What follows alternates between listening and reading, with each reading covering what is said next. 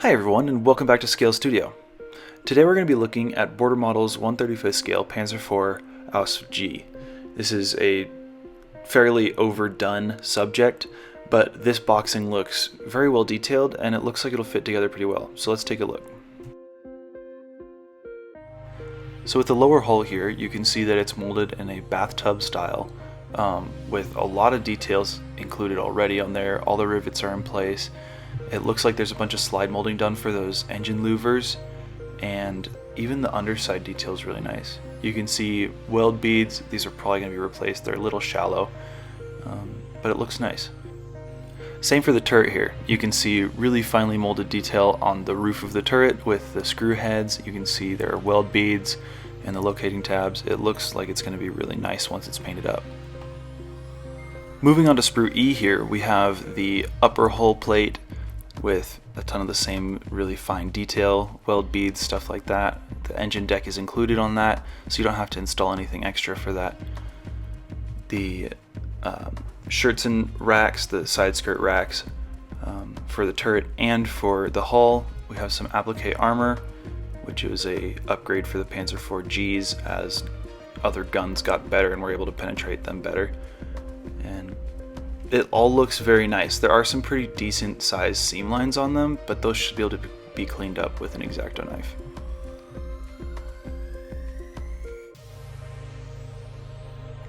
Moving on to the two G sprues in the kit.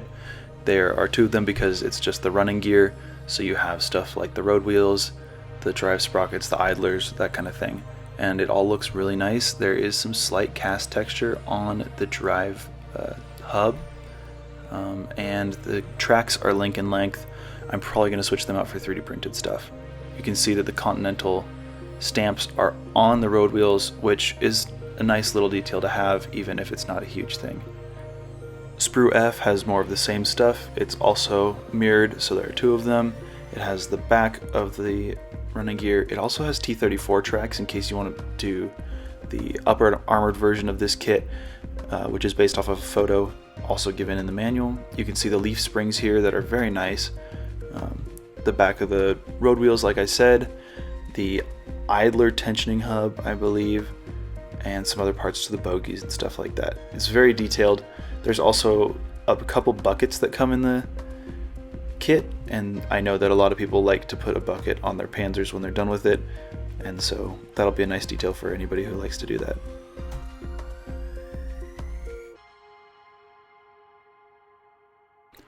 Sprue C has a lot of components for the upper hull. You can see that we have the back of the engine, the back plate for the vehicle, the transmission hatch and cover, parts of the front view slot. We've got tools, and a lot of these actually have an option of either having the tool clamps attached or having them off, so you can do them out of Photo-etch, which is really nice. Nice wood grain on the jack blocks, and you can see that there are a couple slide molded pieces for the muzzle brake and the part of the receiver for the gun. Sprue J has a lot more tools. It has the mud flaps for the fenders, it has the exhaust muffler, it has gun cleaning rods, all that stuff.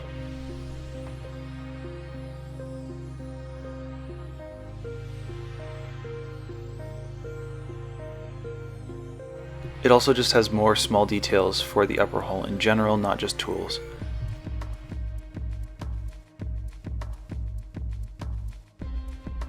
Sprue K has most of the turret details. It has the second gun barrel and breech, which are also slide molded and look very nice. It has all of the turret internals that come in the kit. It's just the breech, I think. There aren't any seats or anything.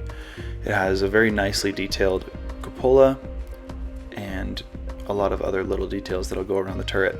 Most of this stuff looks great. And you can see here for Sprue L that we have the fenders. These look incredibly detailed, and putting dust and mud over those is gonna really make the textures pop on those, and it's gonna look awesome. It's even got underside texture, which is just crazy to me. I don't think I've ever seen this before. But with most of this kit, there's zero flash on it, and they should fit together really nicely. Sprue D has the stowage bin on the back. It has some turret details. It also has the applique armor for the front by the driver's vision slot, and it has some louvers for the engine deck. All these parts look really nice, and some of these parts are so finely molded, I'm surprised they were able to pull it off without breaking the part in the mold. This set also comes with a decent amount of photo etch. It has 2 sets of side skirts for each side of the vehicle.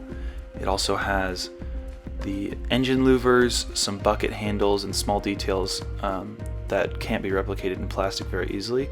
All very simple things. And then it has a couple workable tool clamps as well.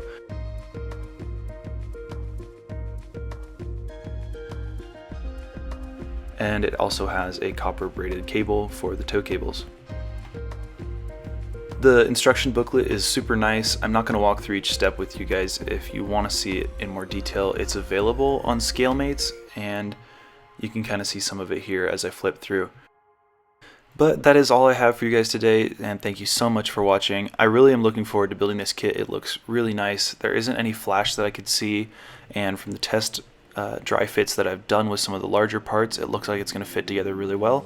We're going to be doing some 3D printed upgrades on it because we've got to replace stuff like the fire extinguisher, and we might even use some 3D printed tracks and tool clamps to help improve the look. I'm not quite sure yet, but that is something I'm considering because as good as the photo etch ones are, the 3D printed ones actually beat it in a couple specific cases.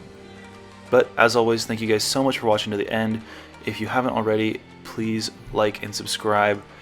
If you have a friend who's looking to build a Panzer IV and this video would be helpful to them, feel free to send it their way. It helps me out a ton and could help them out too.